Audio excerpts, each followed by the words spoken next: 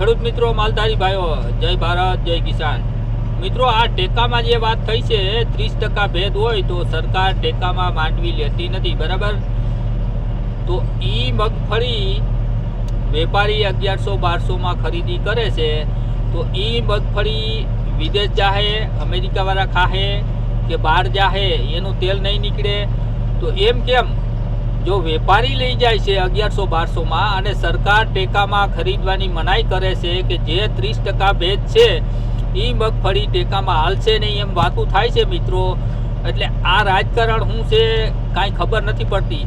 અને મિત્રો, અમે તો વર્ષોથી વાત કરી તો ખેડૂત એમ કહે કે અમારે સરકારને કાંઈ નહીં. હવે ખેડૂત જાગ્યા, ખેડૂતને ખબર પડી કે આપણે વહેલાસર બોલવાની જરૂર હતી. અત્યારે કે અમારી ઉપર અત્યાચાર થાય, અમારી ઉપર અત્યાચાર થાય.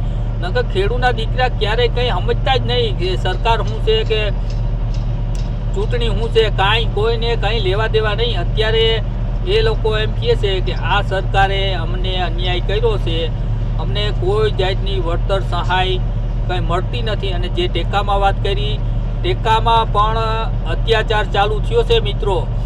જો સરકારને ટેકામાં લેવી હોય તો 30% ભેદ હોય એ પણ લેવી પડે મિત્રો.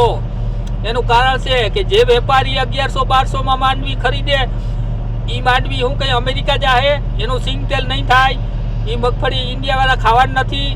એટલે આ સરકારની ચાલબાજી અને રાજરમત ચાલે છે મિત્રો. એટલે સરકારને 30% નહીં 35% ભેદ હોય તો લેવી પડે મિત્રો. એટલે આ ગોટાળા બહુ છે આપણી ઉપર મિત્રો. જાગો, જોડાઈ જાઓ. જય ભારત, જય કિસાન.